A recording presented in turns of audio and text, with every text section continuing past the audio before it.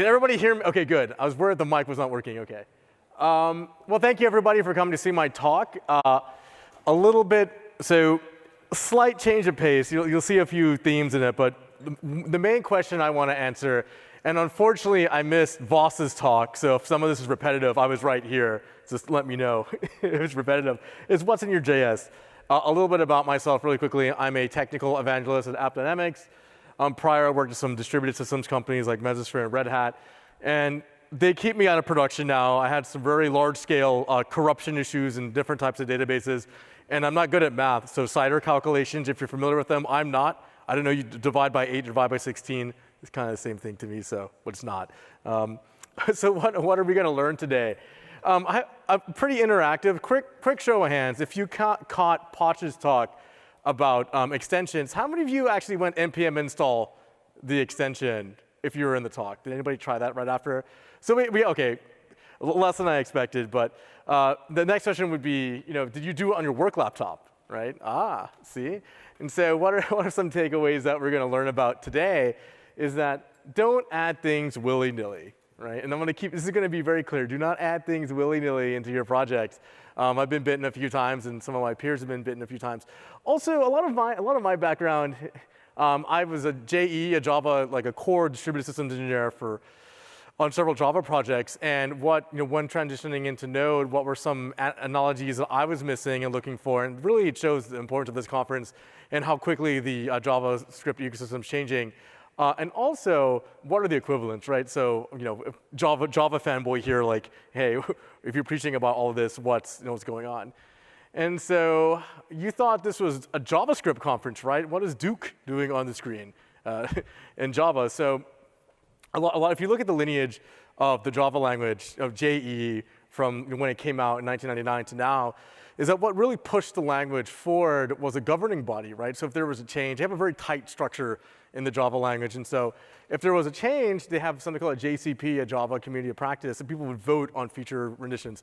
The closest thing that JavaScript has is the ECMA, right? And so JavaScript, AKA ECMA script, is the governing body in the standards organization. And so as we have current renditions, I think we're on rendition 8 right now, or rendition 9 in 2018. That's that governing body, right? So without a particular strong governing body, how do you get standards into the language? And so let's take a look at what would be, there'll be a common theme here. If you're going to start building a more distributed system, your npm install is going to get quite big, right? So what are some things, okay, so as a core services developer that I am, what are some things that I expect in my particular packages or how my application interacts? And so transactions, right? So the common myth that server-side JavaScript is not good in transactions, actually, because of the ecosystem, is not true anymore. If you think about what a transaction is, pretend I'm dealing out money to people in the room. Okay, did I give you money? Yes, no. That's what most people kind of pop in their head what a transaction is. But if you take a look at how an actual transaction actually occurs, or what actually a transaction means when you look at system boundaries, applications kind of look like this, right? So it's more than just the front end. We might be taking in data from sensors. We might be taking in data from other users or inputs. There might be a message broker attached to it. There's definitely databases that are attached to it. And all of these systems have to interact with each other. And so one of the core differences between the Java ecosystem, I would call it one of the top 3 things that put Java in the enterprise, is something called JTA, or the Java Transaction API. And what the Java Transaction API is, and there is a Node.js equivalent to this, but what the Java Transaction API is that it allows even non-Java clients, right? So you have a database that may be written in C, they have the ability to do a rollback and a commit, right? So you can even participate in something called an X8 transaction, a distributed transaction. So if you go back to our diagram here, we're crossing several transaction boundaries. We're interacting with systems. JTA is what put it on the map. But we are at a JavaScript conference, right? So what about in JavaScript land that we have? And so a lot of times this is delegated to the actual database, right? And so a lot of the concurrency or a lot of the transaction handling is actually delegated to the database. And why is it delegated to the database? Is that, so if you take a look at how your work is actually distributed, and here's a perfect example in Node, you might have multiple instances of a Node, let's say client or a Node piece of server infrastructure, but the incoming transactions, the incoming, let's say, partitions are all managed by a database, right? So, did someone pay you money? Well, yes, we have the record here in the database. And so just skipping along a little bit about what's just why this is important. CAP theorem, consistency, availability, partition tolerance. Again, core services developer. You're looking at these particular things. Now, in Java land, there's another difference in how JavaScript is handled is in threads, right? And so in the Java rendition, there's a concept of pools, right? So if you have an incoming request, you have the ability to pool those threads. So the JVM gets bigger and bigger and bigger, not like in Node.js, it's a non-blocking thread, or they have threads under the covers how the engine's written. But in the JavaScript rendition, there's something called a promise, right? So how many people use promises in here before? Okay, good. Seems like most people use promises. So promises were something that was new to me a few years ago, and that again it was something that was blocking me from doing development. That say, okay, we can't, we don't have the ability to call it back. But for folks who haven't used a promise, basically what a promise is, you can either succeed or fail one time, right? And so it's like a callback on steroids, and a very particular. Another large promise package is Bluebird.js. So Bluebird.js allows you to have types as callbacks. Does anybody in here use Bluebird? Oh, wow, good, very good. It was, again, this is new to me a year ago. But the reason why I bring this up and these particular features up is that as we're going along this journey, okay, how do I have a proper promise? If I have to interact with databases and another client, and all this entire time, we keep adding things into our package.json, right? So what ends up happening eventually is that this package keeps growing and growing. So keep that in the back of your head when going along. Kind of last about how work is actually distributed. And why is this problem becoming even more important is that if you take a look at where your applications are actually headed, comparing it to a Java model, it actually looks like this, right? So more and more out, if you're looking at JavaScript or distributed application, there's way more renditions of your application out there. So if I have a Java application that might be deployed one place, your JavaScript application, as here, so the isolation is handled by the container, right? It's distributed in multiple places. So as your application gets more and more dependencies, it actually goes more places. Taking a look at some more of these dependencies, again, so what would be something that a core Java developer would be looking for? Debugging and tracing, right? So if I was in Java land, you can have a distributed tracer. And part of the distributed tracing is instrumentation also, so you can introspect the bytecode. But what about in the Node.js land? What about those equivalents? One of my favorite projects out there right now is something called Jaeger. I liked it because of the name. I thought it reminded me of the alcohol, right? So I was like, oh yeah, this is a really cool project. But a little bit about Jaeger. Anybody familiar? Again, I love to poll the audience. Anybody who's used Jaeger in here before? Or, okay, so I can add some value here. So Jaeger is a cloud-native compute foundation project. It came from Uber. And so Uber, if you look at how their application was written, maybe 2008, it was very heavy in Java. But as they became a bigger organization, they clearly became more polyglot. And so they have to support other languages like Python or especially Node.js now. And so one of the limiting factors for them was the ability to get trace information from their Node.js applications. And so I would strongly suggest taking a look at Jaeger if you have a distributed application or let's say an application of scale, is that you can actually implement a Jaeger client to be included in your Node application. Oh, there I am. In your Node application. And so you can interact with traps, right? So, okay, part of the trouble when I was making single page or Node applications at the beginning was the hooks for us to get user data out was tremendous. It took as much horsepower for us to instrument the application than it was to build features. A lot of us, I was working in the federal sector for this. And a project like Jaeger would be really important that it would help capture specific information. And now getting into kind of the gist of the talk, right? So, okay, why is this guy babbling on about Java the whole time? It gets to what I call the fog of development. And what is the fog of development? Let's all pretend we all started a new project, right? And so the very first time we run, I was talking to a few folks about this earlier today, we started a new project today, we're all on the same journey, and we have to learn about how is our project structured. When the very first time I did Node development, I think there was like 300 packages in the package.json. I was like, what is this? How do I even go about figuring out what's what? And this is in the fog of development, right? People just kind of willy-nilly, again, don't willy-nilly include things.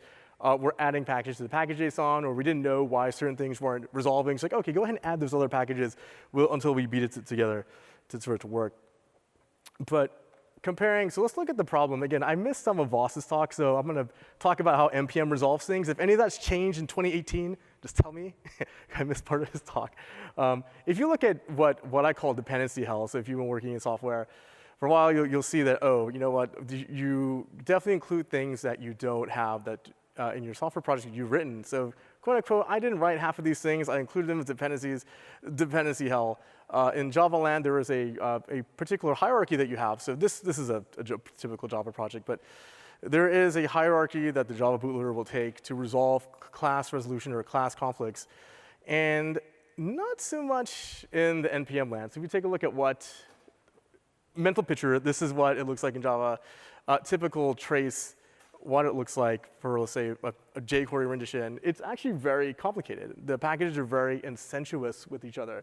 That, let's say you're working on a particular, this is actually a profile of an application that, oh, we called jQuery 8 times, or there was 8 renditions of the package in there. And so this really alludes itself to some very funky problems that you have. And so this might be a little bit cliche to say here, but anybody in the room runs this problem. So you're working on an application, and in the JavaScript land, it's first to load will win, right? So when the AST loads, it's actually the first to load that will win. So let's say this really gets into share around if it worked on your computer versus does it work in production. If I was writing a particular package or a particular application on my desktop, it might have certain performance implications that, oh, you know what, my first package loaded before my second package, and if, let's say, my first package had jQuery 1.2.4 and some other rendition had 1.3, you might start getting inconsistent states, right? Saying, oh, we don't know exactly why this particular function failed in production because it was working fine on my laptop, but it's really hard to debug, like, uh-oh, there was a transitive dependency to another version of jQuery that got loaded in the browser first. And that's actually something very, very hard to tell. And so, like, answering this very basic question, you know, what is in your NPM install? So what are some things that we can do, or what are some things we can take immediately as teams to start addressing this particular issue, what's in your NPM install? So the first thing is this hygiene, right? So unfortunately, Tyler couldn't make the talk. He was in talk A, so some of this will overlap with Tyler's talk.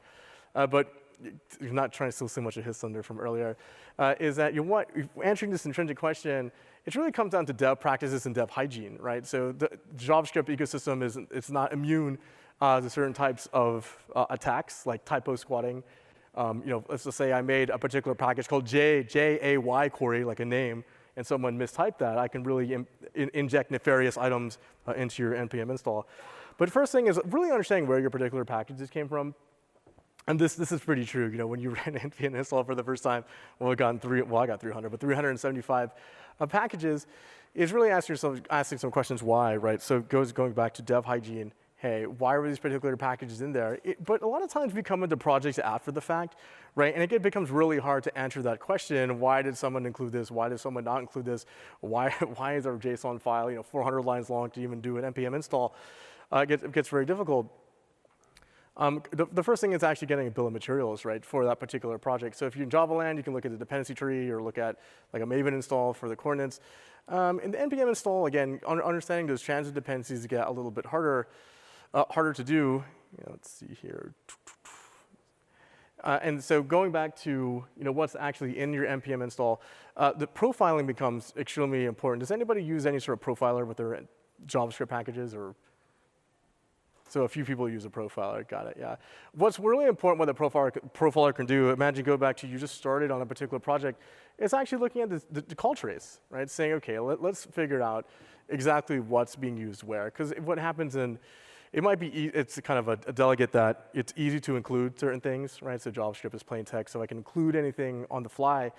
Really taking a look at, in deeper context, what am I actually including, right? What is this functionality? And having this, maybe going back to practical experience, in part of our stand-up meetings or dev meetings, is anytime you're introducing a particular change, is answering why you're introducing that particular change, or why do we need it? Because you can actually introduce yourself to undue risk, right? So from a license standpoint, am I including something that has a nefarious license? Am I including something that has a particular vulnerability? The big one in Node.js was EastLint, so they have a typo squatter sat there and was able to intercept. And so that particular information is key, and I think there's a lot of work that the NPM community is doing around that arena. Let's see here. So some other tooling that you can use. if something quick and easy and dirty you can use for free, I don't have a slide for this, but it's called OWASP, the Open Web App Security group. They have something called Dependency Checker, right? So it will actually introspect your package.json, and it'll give you a list of all the dependencies. So if your team's not using OWASP Dependency Checker, that would be something I would highly recommend. At least it'll give you a printout of all the dependencies that you have, and also something that OWASP does for free, that they actually tie back the package information to MITRE, CVE. So if I say a CVE, show of hands, like, if you know what a CVE is. So OK, even better. So more education. So a CVE is something called a common vulnerability enumeration, right? And so what a CVE is that if a defect or a particular vulnerability is found, there's a way to report it. There's certain aspects of how severe it is. There's a score, right? So it's a metric, how user impacting, how much it can be remotely launched. And so a CV is built for vulnerabilities. Now, if you use GitHub, this is going off kilter here, but if you're using GitHub, you might be getting these email notifications. Oh, a particular package in your GitHub repo is vulnerable to CVE XYZ. This is exactly what OWASP Dependency Checker is doing for that. So great tool to use to give you a call stack for that. But other tooling that's out there, let me see what we got going on. So from a particular performance standpoint, there's several profilers that are out there that will help you catalog the application, take a profiling look at it. There is a commercial version, just a free plug. I work for AppDynamics, so our profiler actually will help intercept the call trace and give you a pretty clean out of what's actually being called. I think I blew through everything in like 20 minutes going through, but I wanted to be a little bit more interactive. I do have little flamingos. So something I was going to do before the talk, but I didn't get time to do it, I was going to make a fake project called Project Flamingo. If you see my shirt, there's flamingos here. And just see how many people would actually download it. And just to prove a point that, hey, don't install things willy-nilly, I was going to make up some very good story like, oh, yeah, my Flamingo and the associated Flocker project that I have with it will really solve a lot of your tracing problems that you have. And it will do mocks really efficiently, and you don't have to worry about things. And then just trying to get metrics on how many people actually, after the talk, did npm install Flamingo, right? And say, oh, you had no idea what I just did. I made it look cool, but what was it? But that was something I didn't get to do right before the talk. And I have little pink flamingos I was going to hand out to people who had questions. But I would like to open it up for questions if anybody has questions. I know I threw a lot of kind of disparate information at the folks in the audience, maybe practices that I've missed. If you ask a question, I will give you a flamingo. Does anybody have one in the audience, a flamingo you can show? Yeah. Do you want a cool flamingo? Like someone asked me a question earlier. Yeah. So. Go in there. You have 9 minutes. Oh, I have 9 minutes. OK. Yeah. Any questions? Any comments?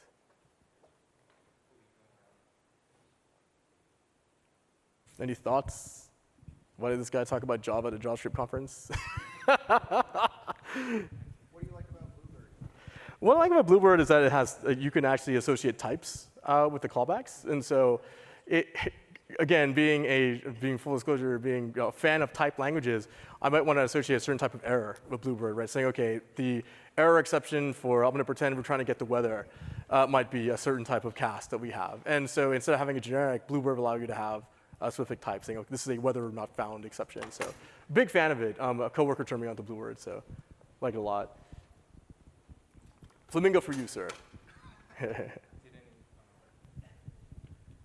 Did anybody else have any questions?